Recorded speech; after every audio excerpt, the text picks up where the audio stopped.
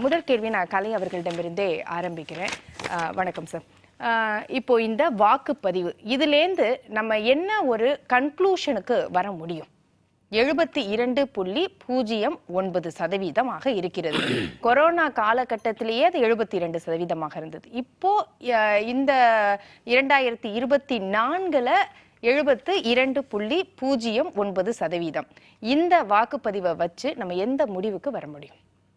இல்லை, இந்த கடந்த நாடாளுமன்ற தேர்தலும் சரி, அதுக்கு முன்னாடி நடந்த நாடாளுமன்ற தேர்தல் 2009 நாடாளுமன்ற தேர்தலும் சரி, 2014 நாடாளுமன்ற தேர்தல் கான்ஸ்டண்ட்டாக 72-73% தான் நாடாளுமன்றத்துக்கு வாக்குகள் பதிவாகுது ஆவரேஜாக. அப்போ புது வாக்காளர்களை இந்த 3 அணிகளாலும் கொண்டு வர முடியலைங்கிறது தெரியுது. புதுசாக வாக்காளர்களை இவங்களால் கொண்டு வர முடியல. சொல்லப்போனால் கொஞ்சம் குறைஞ்சிருக்குது 1%.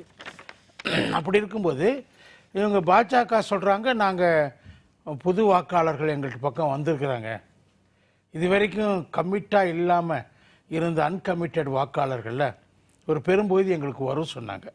அப்படி ஒன்றும் வந்ததாக தெரியலை. இப்போ இவங்க ஏற்கனவே வாங்கின வாக்குகளை இந்த 3 அணிகளும் எப்படி ஷேர் பண்ணிக்கிட்டாங்க, பண்ணி இருப்பாங்க அப்படிங்கிறதான் இப்போ பேச முடியும். வேறு வகையில் இவங்க பாஜகக்குன்னு வாக்கு ஒன்று தனியாக உள்ளே வரலை. அவங்க ஒன்று அதிமுக வாக்குகளை கொஞ்சம் உள்ள இன்ரோடு பண்ணியிருக்கணும், இல்லாட்டி திமுக வாக்குகளுக்குள்ளே இன்ரோடு பண்ணியிருக்கணும். அதுக்கான வாய்ப்புகள் இருக்குல்ல? அது இருக்குது, அதை நம்ம சொல்ல முடியாது. ஆனால் திமுகவும் அதிமுகவும் அவங்க ஒரு சாலிடு வாக்கு வங்கி வச்சுருக்கிறாங்க. 2019 வந்த அந்த கூடுதல் வாக்கு திமுகவுக்கு வருமானா 43%, 50%லாம் அபோவ் 50 வந்தாங்க இல்லையா, அதுக்கெல்லாம் வாய்ப்பு இருக்கா நான் நினைக்கல. ஏன்னா அவங்க அசம்பிளி எலெக்ஷன்லேயே படுத்து போயிட்டாங்க. 2021 அவங்க 38% தான் வாங்க முடிஞ்சிச்சு, டவுன் ஆகிட்டாங்க. அதனால் இப்போ அவங்க இன்னும் குறைஞ்சிருக்கிறதுக்கான வாய்ப்பு நிச்சயமாக இருக்குது. அதிருப்தி அவங்க மேலே அதிகமாக இருக்குது. பல செக்ஷன் ஆஃப் தி பீப்புள் அவங்களோட விலகி போயிட்டாங்க. குறிப்பாக ஆசிரியர்கள், அரசு ஊழியர்களே வெளியே போயிருப்பாங்க. இது மாதிரி பல பேரை அவங்களால சாட்டிஸ்ஃபை பண்ண முடியல. மகளிர் உரிமை தொகையில் குளறுபடிகள் மூலமாக தகுதி வைக்கிறேன்னு சொல்லிட்டு தகுதி இல்லாதவங்களுக்கு கொடுத்துருக்காங்க, தகுதி உள்ளவங்களுக்கு கொடுக்கல. அப்படிங்கிற பிரச்சனைகள்லாம் அந்த பரப்புரையின் போது இவங்களுக்கு எதிராக நடந்த பெண்கள் நடத்தின ஆர்ப்பாட்டங்கள், எதிர்ப்பு இயக்கங்கள் மூலமாக தெரியுது. ஸோ இவங்களே மாறி அதை நான் சரி பண்ணுறோங்கிற மாதிரிலாம் பேச ஆரம்பிச்சிட்டாங்க. ஸோ இந்த அவங்களுடைய வாக்கு வங்கி 2019 இந்த பெர்செப்ஷன் வேறு. அவங்க அப்போ ஆட்சியில் இல்லை, எதிர்கட்சியில் 10 ஆண்டுகளாக இருந்தாங்க. அதிமுக 10 ஆண்டுகள், அந்த 2019 எடுத்திங்கன்னா கிட்டத்தட்ட 8 ஆண்டுகள் ஆட்சியில் இருந்தாங்க. அவங்களுக்கு மேலே ஆன்டி இன்கம்பன்சி இருந்துச்சு, அது ரெஃப்ளெக்ட் ஆச்சு. அதே இது 2021 அவங்க 10 ஆண்டுகள் கம்ப்ளீட் பண்ணியிருந்தாங்க, அங்கே பெருசாக ரெஃப்ளெக்ட் ஆகலை ஆன்டி இன்கம்பன்சி. அப்போ நாடாளுமன்ற தேர்தலில் வந்த ஆன்டி இன்கம்பன்சிங்கிறது அப்போ 8 ஆண்டுகள் முடித்திருந்த பாஜகவுக்கு எதிரானதான் நம்ம கணக்கு கொள்ள வேண்டியிருக்குது. அப்படி தான் எடுத்துக்கிற வேண்டிய அவசியம் இருக்குது. இல்லை, அப்போ இபிஎஸும் வந்தார் இல்லையா? ஜெயலலிதா தலைமையிலான அந்த ஆட்சி முடிந்து அதற்கு பிறகு இபிஎஸ் உடைய ஆட்சி. அப்ப அந்த 2017, 18, 19 இதையும் நம்ம சேர்க்க வேண்டியது இருக்கு. அப்ப ஒரே அடியா அது பாஜகவுக்கு எதிரானதுன்னு அப்படின்னு சொல்ல முடியுமா? அதிமுகல இந்த 3 வருடங்கள்ல இருக்கக்கூடிய ஏதாவது அதிருப்தி கூட இருந்திருக்கலாம்ல? இல்ல, இருந்திருக்கணும். நான் அதான் சொல்றேன், 10 ஆண்டுகள் அதிமுக அதிருப்தி. அவங்க நாடாளுமன்ற தேர்தலில் போட்டி போடும்போது 8 ஆண்டுகளை முடிச்சிருந்தாங்க. அப்போ வந்த அதிருப்தி அல்ல என்பது அவங்க வாக்கு வங்கியை 19% சரியாக வச்சிச்சு. ஆனால் அதே சமயத்தில் 2021 இன்னொரு 2 ஆண்டுகள் கூடுதலாக அவங்க ஆட்சி செஞ்சுருந்தாங்க. 10 ஆண்டுகளை கம்ப்ளீட் பண்ணியிருந்தாங்க. 2011 to 2021 10 ஆண்டுகள் அவங்க ஆட்சி கம்ப்ளீட் பண்ணப்போ அதிருப்தி கூடியிருக்கணும்ல, அது குறைஞ்சிருச்சு. அதிருப்தி குறைஞ்சி அவங்க 34% வாங்கினாங்க, 75 சீட்டுகளை வின் பண்ணாங்க. அதனால் என்ன தோணுதுன்னா, அதிருப்தி 2019 பாஜக மேலே இருந்தது தான், அது இப்போ எவ்வளோ குறைஞ்சிருக்குன்னு பார்க்கணும். இப்போ 10 ஆண்டுகள் கம்ப்ளீட் பண்ணிட்டாங்க. ஸோ அவங்க மேலே அதிருப்தி 2021 8 ஆண்டுகள் முடித்தப்போ இருந்த அதிருப்தியை விட இப்போ கூடுதலாக இருக்க வாய்ப்பு இருக்குது. இன்னொன்று, அன்னைக்கு 2019 திமுக எதிர்கட்சியாக இருந்துச்சு, ஆளுங்கட்சிக்கு எதிராக பல்வேறு போராட்டங்கள் நடத்தினாங்க, மத்திய அரசுக்கு எதிராக பல்வேறு தாக்கீதுகளை பண்ணாங்க. ஆனால் அதுக்கடுத்து இப்போ அவங்க வந்து அவங்களுக்கும் எதிராக 3 ஆண்டுகள் ஆன்டி இன்கம்பன்சின்னு சொல்லக்கூடிய அதிருப்தி இருக்குது, நிச்சயமாக இருக்குது. பல செக்ஷன்ஸ் நான் ஏற்கனவே சொன்ன மாதிரி அவங்க வந்து அதுலேருந்து அந்நியப்பட்டிருக்காங்க. அந்த செக்ஷன் அந்த செக்ஷன்ஸ் எல்லாம் அந்த ஓட்டுகள் எல்லாம் எங்க கன்சாலிடேட் ஆகும்? இப்ப இந்த பக்கம் வந்து அதிமுகவும் இருக்கு, பாஜகவும் இருக்கு. ஒரே அடியா அது அதிமுகவுக்கு தான் கன்சால்டேட் ஆகும்னு சொல்ல முடியுமா? இல்ல அதிலேந்து பிரிந்து பாஜகவுக்கு செல்றதுக்கான வாய்ப்புகள் கூட இருக்குல்ல? இருக்கும். அதுதான் திமுக எதிர்பார்க்குது. திமுகனுடைய பிரச்சாரத்தில் பூரா அவங்க திட்டமிட்டது அதுதான்.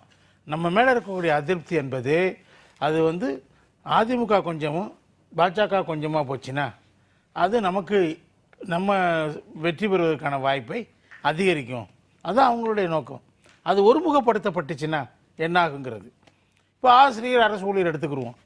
நான் சொன்னவங்க அவங்க எங்கே போவாங்க? திமுக மேலே அதிருப்தி அடைஞ்சு எங்கெங்கே போவாங்க?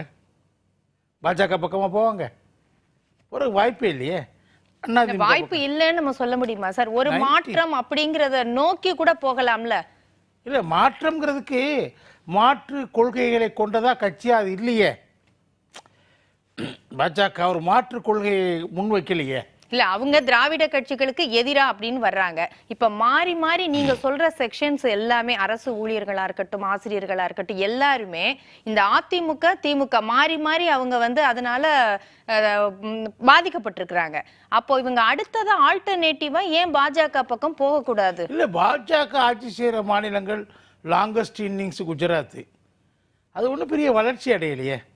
தமிழகம் வளர்ச்சி அடைஞ்சிருக்கு. இவங்க 2 பேரும் ஆட்சியில், திராவிட கட்சிகள் ஆட்சியில் தமிழகம் வளர்ச்சி அடைஞ்சிருக்குது. இல்ல, குஜராத் மாடல் தானே பேசப்பட்டது மோடி இருந்தப்ப. இப்போ அந்த மாடல் படுத்து போச்சு. அதனால இவங்க ஆட்சி செய்கிற உத்தரப்பிரதேசத்தில் வளர்ச்சி இருக்கு. ஆனால் தமிழகத்தில் அது ஒரு பாரம்பரியமாக வளர்ச்சி இருந்துகிட்டே இருக்குது.